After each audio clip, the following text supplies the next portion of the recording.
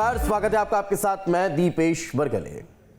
देश के कई राज्यों में बिजली संकट की खबरें लगातार सामने आ रही है। पावर प्लांट तक कोयला पहुंचाने के लिए रेलवे लगातार प्रयास कर रहा है, जिसके लिए यात्री ट्रेनों को रद्द कर मालगाड़ियों को जाने का रास्ता दिया जा रहा है। और यही वजह है कि यात्रियों को काफी परेशानियों का सामना करना पड़ता है। लेकिन सैकड़ों ट्रेनें रद्द करने के बाद भी क्या रेलवे पावर प्लांट तक पर्याप्त कोयले की सप्लाई कर पा रहा है, ये एक बड़ा सवाल है। आज इसी को समझने की कोशिश करेंगे। चर्चा शुरू करें इससे पहले रिपोर्ट देखिए।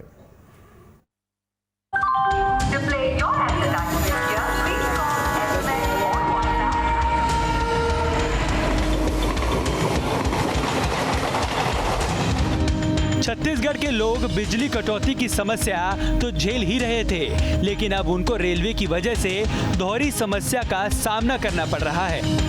रेलवे की तरफ से लगातार यात्री ट्रेनें रद्द की जा रही हैं, जिससे इस गर्मी में यात्रियों को काफी परेशानी झेलनी पड़ रही है। लोकल ट्रेनें रद्द होने से स्थानीय लोगों की परेशानी बढ़ गई है, साथ ही यात्रियों का खर्च भी बढ़ गया है। शादी और गर्मी की छुट्टियों से यात्री परेशान हैं। छोटे स्टेशनों पर ट्रेनों का स्टॉपेज बंद किया गया, जिससे दूसरे रूट पर यात्रियों की भीड़ बढ़ रही है। भारतीय जनता पार्टी की केंद्र में सरकार है। छत्तीसगढ़ में विशेषकर बिलासपुर रेलवे जोन सबसे आमदनी देने वाला जोन साबित हुआ है। रेलवे प्रशासन और भारतीय जनता पार्टी के नेताओं को यह पता है कि छत्तीसगढ़ में कांग्रेस की सरकार है, छत्तीसगढ़ियों की सरकार है, और केंद्र सरकार छत्तीसगढ़ियों को तकलीफ दे रही है, परेशानी दे रही है। और यहाँ के भारतीय जनता पार्टी के चाहे सांसद हों चाहे नेता हों, वो लगातार चुप बैठे हुए हैं। ट्रेन रद्द करने के खिलाफ स्थानीय लोगों ने प्रदर्शन भी किया था, जिसके बाद कुछ ट्रेनें बहाल की गई थी। लेकिन कुछ ट्रेनों के बहाल करने से लाखों यात्रियों को राहत नहीं मिलने वाली है। कांग्रेस भी ट्रेन रद्द करने को लेकर रेलवे के खिलाफ मोर्चा खोल चुकी है और अपना आंदोलन तेज कर दिया है। अप्रैल महीने में रेलवे 23 यात्री ट्रेनें रद्द कर चुका है। 24 मई तक अब तक कुल 42 ट्रेनें रद्द की जा चुकी हैं। महसूस किया है। लगातार मैं भारत सरकार के और रेलवे के अधिकारियों से संपर्क में हूँ।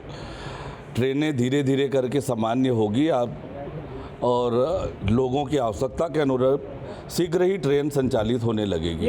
आंदोलन की आवश्यकता नहीं पड़ेगी। भारत सरकार लोगों की सुविधाओं के लिए तत्पर है और शीघ्र ही ट्रेनों का नियमित संचालन प्रारंभ हो जाएगा। अब सवाल ये है कि आखिर कब तक लोग बिजली संकट के साथ साथ यात्रा के लिए भी समस्याओं का सामना करना पड़ेगा, और ऊपर से ये गर्मी लोगों की परेशानी और बढ़ा रही है। लेकिन रेलवे के व्यवहार पर लोगों को गुस्सा फूट रहा है और वो पूछ भी रहे हैं कि यात्री ट्रेनें बंद होने के बाद भी कोयला भी पर्याप्त मात्रा में नहीं पहुंच पा रहा है। तो आखिर कब तक लोगों को इस दोहरी समस्या का सामना करना पड़ेगा? Team news state. तो समस्या बड़ी है। अभी तक चर्चा इस बात की हो रही थी कि कोयले का संकट है, कोयले का संकट है। कोयला तो पर्याप्त है, संकट परिवहन का बड़ा नजर आता है। अब ये कैसे दूर होगा, आज इसी विषय पर चर्चा करेंगे। वरिष्ठ पत्रकार रवि भुई जी हमारे साथ जुड़ चुके हैं। बहुत बहुत स्वागत है सर आपका। हमारे साथ सुशांत शुक्ला जी जुड़े हुए हैं, बीजेपी के नेता हैं। सुशांत जी आपका बहुत बहुत स्वागत है। और अनिल सिंह चौहान जी हमारे साथ जुड़ चुके हैं, कांग्रेस के नेता हैं। अनिल जी आपका भी बहुत बहुत स्वागत है। सुशांत जी, हम दोगुनी गति से अब बिजली उत्पादन की तरफ आगे बढ़ रहे हैं। प्रयास ये है कि अभी अगर हमारी बिजली 500 मेगावाट को रखी गई तो उसको बढ़ाकर हम और आगे निकल जाएं, दोगुनी बिजली का उत्पादन करें। वर्तमान परिस्थितियां ये है कि अगर हमें 600 मिलियन टन कोयले को ढोने के लिए 600 ट्रेनों को रद्द करना पड़ रहा है, तो फिर अगर हम 1000 मिलियन टन कोयले को ढोएंगे तो फिर न जाने 1000 से ज़्यादा ट्रेनें रद्द करनी पड़ जाए। एक नई समस्या पैदा हो जाएगी। सुशांत जी। दीपेश जी, रेलवे के परिप्रेक्ष्य को जब आप देखेंगे तो ये केंद्र सरकार और राज्य सरकार की अधोसंरचना के साथ जुड़ा हुआ एक महत्वपूर्ण विषय है। अभी कुछ दिनों पहले छत्तीसगढ़ के माननीय मुख्यमंत्री जी के पास राजस्थान के मुख्यमंत्री जी की आपात लैंडिंग हुई और उन्होंने मांग की कि परसा कोल ब्लॉक जो राजस्थान इलेक्ट्रिसिटी बोर्ड अलॉटेड है, उसमें कोयले का उत्पादन नहीं हो पा रहा है और उसका उत्पादन करवाएं। और रेलवे से उन्होंने मांग की कि हमको अन्य ट्रेनें उपलब्ध कराई जाए जो रैक लोडिंग के माध्यम से उनको उनके राज्य में सुविधा पहुंचे। मैं आपके माध्यम से एक विषय उठाना चाहता हूं कि क्या देश की अधोसंरचना व्यवस्था पर रेलवे का जो सरोकार आज बिजली उत्पादन पर पड़ा हुआ है, क्या उसके लिए आप सबकी और हम सबकी जिम्मेदारी नहीं है?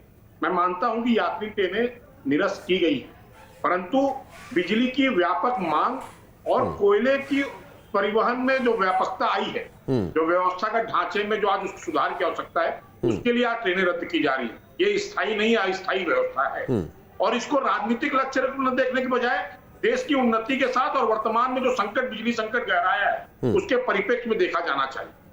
माननीय सांसद और माननीय कांग्रेस के कुछ नेताओं की भी मैं बाइट आपके चैनल पर सुन रहा था। मैं आपसे पूछना चाहता हूं कि छत्तीसगढ़ से कोयला राजस्थान जाता है, उसके लिए अगर रेलवे सहयोग नहीं करता तो कौन सा दूसरा अल्टरनेटिव व्यवस्था है उस व्यवस्था के ट्रांसपोर्टिंग के लिए? आज आप इस चैनल पर हमारे साथियों से पूछें कि दूसरी कौन सी व्यवस्था है, और ये व्यवस्था अगर रेलवे सरोकार के साथ जोड़ के काम कर रही है तो वो ओवरऑल तो भारत के प्रगतिशील व्यवस्था के साथ जुड़ने का ही तो काम कर रही है ना। यात्रियों को सुविधा हो रही है, ये बात निश्चित है, परंतु आज देश बिजली संकट की ओर है, जिसके लिए आज कोयले की आवश्यकता है, जिसके परिवहन के लिए रेलवे पूरी ताकत के साथ लगा हुआ है। ठीक, जवाब ले लेते हैं। हमारे साथ चौहान साहब मौजूद हैं। अनिल जी, यात्रियों की यात्रा ज्यादा जरूरी है या फिर बिजली पानी ज्यादा महत्वपूर्ण है? अगर समय के लिहाज से कुछ दिनों के लिए अगर यात्रा पर ब्रेक लगाकर और अगर कोयले की आपूर्ति सुनिश्चित की जा सकती है तो ऐसा करने पर सवाल क्यों? दीपेश जी, मैं बहुत व्यथित हूँ जब आपसे भारतीय जनता पार्टी के प्रवक्ता हमारे साथी जो बोल रहे थे। देखिए, जिस तरह से प्रधानमंत्री और सारे भारतीय जनता पार्टी के केंद्र में बैठे नेता झूठ बोलते रहे कि देश में कोयले का संकट नहीं है। कई मुख्यमंत्रियों ने पत्र लिखा, कई कांग्रेस नेताओं ने पत्र लिखा कि भाई कोयले का गंभीर संकट आने वाला नहीं है भाई साहब, का हमारा प्लांट बंद हो गया। इतनी बुरी स्थिति के बाद भी, पर सुशांत जी पहले ध्यान से सुन लीजिए, मैंने बहुत धैर्य से आपको सुनाया। जब सारे हमारे मुख्यमंत्री जी ने आज से 3 महीने 4 महीने पहले पत्र लिख दिया, तो क्या प्रधानमंत्री जी कौन सी सैया में सोए हुए थे?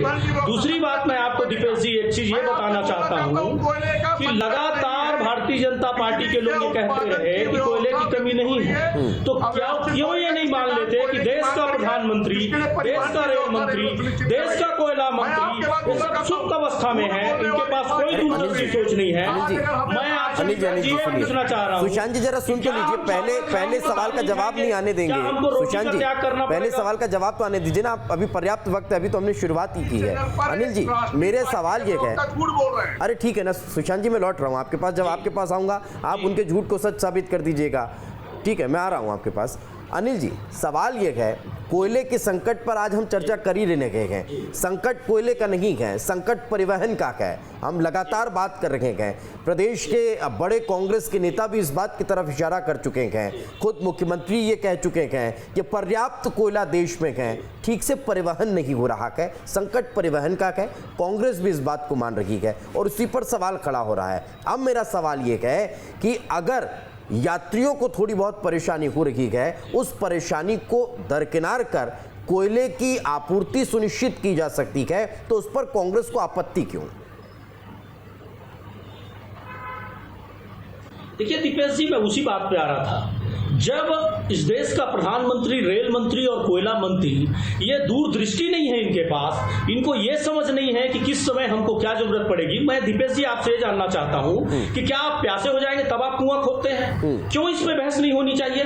क्या देश में कोई गंभीर संकट आने वाला हो, उसके पहले अगर कोई सचेत कर रहा है कि ये संकट आने वाला है और उसका उपचार सरकार न करे तो हम सवाल उठाते हैं तो गलत है?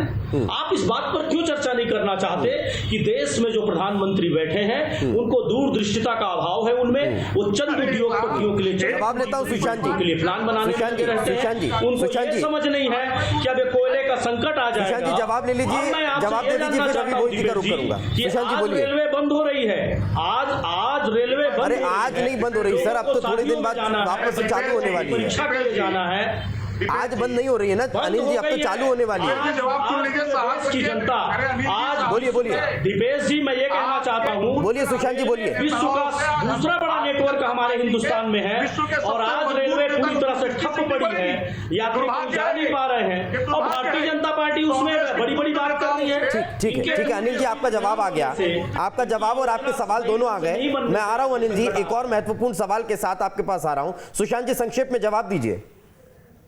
सर, ये तो दुर्भाग्य है कि देश में एक ऐसी राजनीतिक पार्टी जिसके कुंद नेताओं से देश के यशस्वी प्रधानमंत्री को दूरदृष्टि सीखनी पड़ेगी। ये दुर्भाग्य है प्रधानमंत्री, ये दुर्भाग्य है। क्या कर रहे थे इन लोग? ये सिर्फ दलाली करने में लगे। नहीं तो जवाब दीजिए ना सुशांत जी, जवाब दे दीजिए कि जब पहले से पता था कि अगर हमें बिजली का उत्पादन बढ़ाना है, जब पहले से तय था कि बिजली की डिमांड बढ़ने वाली है, तब फिर इसके परिवहन पर विशेष ध्यान क्यों नहीं दिया? सुशांत जी, मैं आपसे बताना चाहता हूं, बिजली की मांग अचानक बढ़ी है। 3 वर्षों के अगर विद्युत उत्पादन के आंकड़ों को अगर आप नजर डालेंगे इनके तो केंद्र सरकार के पास मतलब ये बताने वाले नहीं थे कि बिजली की कितनी मांग। अनिल जी, आप अभी सुशांत जी बोल रहे थे तो कह रहे थे कि धैर्य से सुनिए। अब सुनिए ना सर, एक एक करके जवाब लूंगा ना। आप दोनों बोलते रहेंगे तो दर्शक कुछ नहीं सुन पाएगा और चैनल बदल देगा। आप लोगों की बात जनता तक पहुंचनी चाहिए ना सर, तो फिर धैर्य से सुनिए एक दूसरे को। सुशांत जी बोलिए संक्षेप में। पिछले 4 वर्षों के आंकड़े के विद्युत उत्पादन के अगर आंकड़ों को आप नजर डालेंगे तो यह मांग अचानक और अप्रत्याशित है बिजली उत्पादन। इसके लिए ये दबाव आया और रेलवे अपनी पूरी मजबूती के साथ इस परिवहन के दबाव को झेलकर कोयला पहुंचाने की व्यवस्था सुनिश्चित कर रहा है। मैं आज इनके माध्यम से हर बात पर राजनीति और ये खुद लोग आज देश के यशस्वी प्रधानमंत्री को दूरदृष्टि सिखाएंगे तो दुर्भाग्य है। जिन्होंने 70 साल तक इस देश को। ठीक है सर, अब आप लोगों को राजनीति सिखा सकते हैं तो कोई दूरदर्शी सिखा रहा है तो फिर उसमें दिक्कत नहीं होनी चाहिए। मैं लौट रहा हूं आपके पास। रवि भोई जी से कमेंट ले लेने दीजिए। रवि भोई सर से कमेंट ले लेते हैं। सर, वर्तमान जो परिस्थितियां हैं, कोयले की पर्याप्तता है, परिवहन का जो संकट है वो कोई पहली बार निर्मित नहीं हुआ है। हमने कई बार देखा है कि अगर इमरजेंसी जैसी स्थितियां होती है तो फिर हम यात्री ट्रेनों को रद्द करते हैं और उन इमरजेंसी ट्रेनों को रवाना करते हैं ताकि सही समय पर सही व्यवस्था वहां पर उपलब्ध कराई जा सके। यह इतिहास रहा है रेलवे का और यही व्यवस्था अभी तक चली आ रही है। इस परिस्थिति में भी अगर हम संकट की स्थिति में हैं, बिजली उत्पादन के लिए अगर पर्याप्त कोयले की आवश्यकता है और अगर उस परिस्थिति में यात्री ट्रेनों को रोका जाए और उन कोयले की मालगाड़ियों को रवाना किया जाए तो उसमें क्या आपको लगता है कि वाकई में दिक्कत होनी चाहिए? देखिए दीपेश जी, इसमें कोई दिक्कत नहीं है। बिजली उत्पादन होना चाहिए, कोयले जहां गंतव्य तक पहुंचना चाहिए। और सबसे बड़ी समस्या है कि गर्मी के दिन है, लोग इस समय यात्रा करते हैं और पिछले 2 साल पूरा कोरोना का काल था जिसमें कोल का प्रोडक्शन भी प्रभावित हुआ और सप्लाई भी हुआ और लोग यात्रा भी नहीं कर पाए। और सबसे बड़ी चीज है, जो कोरोना काल में ट्रेनें रद्द की गई थी उनमें से कई ट्रेनें अभी चालू नहीं हुई, तो एक साथ बहुत सारा दबाव बना है और यात्रियों को लगता है कि ट्रेनें काफी रद्द हुई। अब आपको ट्रेनों से कोयले जो माल परिवहन होता है, ढुलाई होता है, हमारा जो South Eastern Coal Field Limited है वहां से होता है और यहाँ से बिलासपुर रेलवे से। पर सरकार को अल्टरनेट अरेंजमेंट करना चाहिए।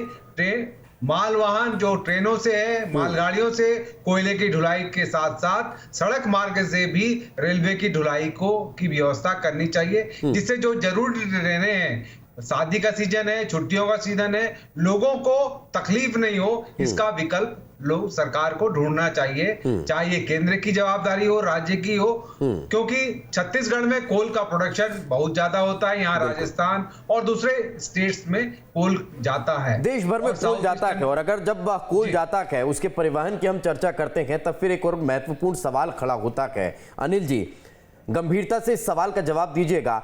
आप सुशांत जी की सवालों का जवाब देंगे, उसके लिए आप स्वतंत्र हैं, लेकिन मेरे इस सवाल का पहले जवाब, उसके बाद आप सुशांत जी की बातों का जवाब दे दीजिएगा। सवाल ये सर, प्रदेश का एक बड़ा नेता अगर ये कहे कि देश भर में कोयले की सप्लाई के लिए हमारे प्रदेश के यात्रियों को परेशानी नहीं होनी चाहिए और अगर हुई तो हम कोयले की रैक को जाने से रोक देंगे, हम रेलवे के परिवहन को ब्रेक लगा देंगे, ये क्या जायज़ है सर? जिस परिस्थितियों में देश भर में कोयले का संकट को, जिन स्थितियों में देश भर की खदानों से कोयले की आवश्यकता उन यूनिट्स को लग रही हो जहां पर बिजली का उत्पादन गुना है, ऐसी परिस्थितियों में इस तरह की बयानबाजी क्या जायज़ है? देखिए दीपेश जी, मैं सबसे पहले इस बात पे आऊंगा कि अगर आपके चैनल पे हम बहस में बैठे हैं और दीपेश जी आप कहें कि मेरे स्टूडियो की लाइट बंद हो गई और उसके लिए दर्शक दोषी है, उसी तरह की स्थिति देश में है। अगर आपको आपको एक चैनल आप चला रहे हैं तो आपकी व्यवस्था है कि आप इन्वर्टर की व्यवस्था रखेंगे, बिजली गोल हो जाए तो उसकी आपात व्यवस्था रखेंगे, आपकी टेक्निकल टीम तैयार रहेगी।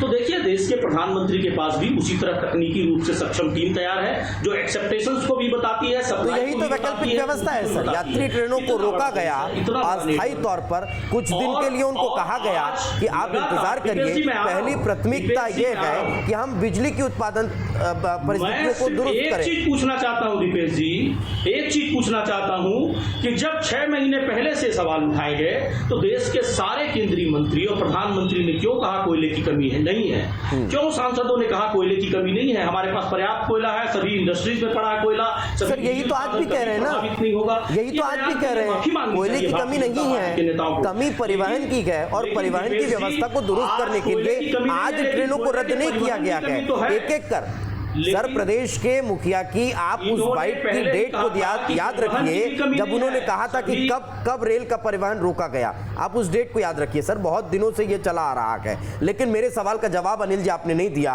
अगर कांग्रेस पार्टी के प्रदेश के मुखिया ये कहे, सुन लीजिए सर, नहीं सुन लीजिए, ये बड़ा महत्वपूर्ण सवाल है और ये इसलिए जरूरी है कि कांग्रेस पार्टी के लाखों कार्यकर्ता छत्तीसगढ़ में हैं, अगर वो इस बयान से प्रभावित हो, अगर वो इस बयान को हाथों ले तो पूरे देश पे संकट उत्पन्न हो जाएगा सर। बिजली के सारे यूनिट्स बंद पड़ जाएंगे देश भर के, जहां छत्तीसगढ़ से ट्रेनें जा रही हैं कोयला लेकर। गंभीर मसला है सर, ऐसे बयानबाजी से बचना चाहिए, वो चाहे प्रदेश के आपके अध्यक्ष क्यों ना हो। मैं बता दीपेश जी, मैं आपको उसी विषय पे आ रहा हूं। दीपेश जी मैं आपको बताना चाहता हूं कि जब हमारे प्रदेश में जिस कोयले की आपूर्ति हो रही है, हमारे जीएसटी का हिस्सा केंद्र सरकार नहीं दे रही है, जब हमारे प्रदेश के लोगों को आवागमन की सुविधा नहीं दे रही है, जब हमारे बारदाने रोक देती है, जब हमारे धान खरीदी पर सवाल उठता है, जब हमारे किसानों का हित करती है, तो केंद्र सरकार जब इतने सारे बातें करती है जो इस प्रदेश के विरुद्ध है, लगातार हमसे सौतेला व्यवहार होता है, तो हमारे किसी नेता ने अगर भावना में बह के बयान दिया है तो मैं नहीं जानता। नहीं तो सर आप कोयले की रेक को रोक देंगे, अध्यक्ष ने दिया है तो कोयले की रेक को रोक देंगे जो दूसरे यूनिट्स पर जाकर और बिजली का उत्पादन करेगी और देश भर में बिजली की व्यवस्था को दुरुस्त करेगी। किया जा रहा है छत्तीसगढ़ की जनता। आप भले कांग्रेस पार्टी के नेता होने के नाते अपने प्रदेशाध्यक्ष के इस बयान का समर्थन कर लें, मैं इसकी कड़ी निंदा करता हूं सर, ये नहीं होना चाहिए, ये नहीं होना चाहिए। शुक्ला जी आप कुछ कहना चाह रहे थे, शुक्ला जी अपनी बात रखिए, रवि भोई सर का रुख करूंगा। शुक्ला जी संक्षेप में। शुक्ला जी, दीपेश जी, रवि हमारे साथ एक वरिष्ठ पत्रकार रवि भोई जी हैं, भारतीय जनता पार्टी इनका व्यापक अध्ययन है और उन्हें बड़ी सारगर बनते के साथ आज लोग अपने घर के शादी ब्याह में नहीं जा सक रहे हैं, उसके लिए इनको माफी रखा गया। उसका कोरोना काल के बाद जो अव्यवस्थाएं आई हैं वो अप्रत्याशित है और अप्रत्याशित होने के कारण ये व्यवस्थाओं में थोड़ी सी लचीलापन आया है, तो आने वाले समय में सुधार किया जाएगा। ठीक है रवि भोई सर, क्या अब वाकई में वो वक्त आ चुका है जब रेलवे को अपने इंफ्रास्ट्रक्चर पर और ज्यादा ध्यान देना होगा? अगर इस तरह से दबाव बढ़ता चला गया, इस तरह से प्रेशर और बढ़ता चला गया, अगर इस तरह से हमें कनेक्टिविटी को और मजबूत करना है, तब इंफ्रास्ट्रक्चर पर और खर्च करना होगा। निश्चित तौर से दीपेश जी, रेलवे पे डिपेंडेंसी लोगों की बहुत ज़्यादा है, माल ढुलाई भी बहुत होती है। हमारे यहाँ जो माल ढुलाई का सबसे बड़ा साधन है रेलवे है, तो निश्चित तौर से रेलवे को अपना इंफ्रास्ट्रक्चर बढ़ाना चाहिए और इंफ्रास्ट्रक्चर बढ़ाने के लिए उसको संसाधन भी चाहिए, उस पर ध्यान देना होगा। और निश्चित तौर से जो आप कह रहे हैं कि कोल से ढुलाई हो रही है, इसके अलावा हम जहां प्रोडक्शन बहुत ज्यादा हो रहा है उन यूनिट पे पहुंचाने के लिए हर सरकार को, राज्य हो केंद्र को मदद करनी चाहिए। इस पे किसी पे रोक या किसी पे प्रतिबंध की बात अच्छी बात नहीं है, ये जो संघीय व्यवस्था है उसके लिए ठीक नहीं है। बिल्कुल, बहुत बहुत शुक्रिया आप तीनों मेहमानों का हमारे साथ चर्चा में जुड़ने के लिए। एक और अच्छी बात यह है कि 14 ऐसे रेल प्रोजेक्ट्स पर अभी काम चल रहा है जो तीव्रता से कोयले का परिवहन करने में काम करने वाले हैं, और अब देखने वाली बात होगी कि व्यवस्था कब तक दुरुस्त होती है। उम्मीद यही है कि जल्द से जल्द रेलवे इसका कोई वैकल्पिक का व्यवस्था करने में विचार करे ताकि यात्रियों को भी परेशानी न हो। इसी के साथ हमारे इस खास पेशकश में आज फिलहाल इतना ही, दीजिए इजाजत, नमस्कार।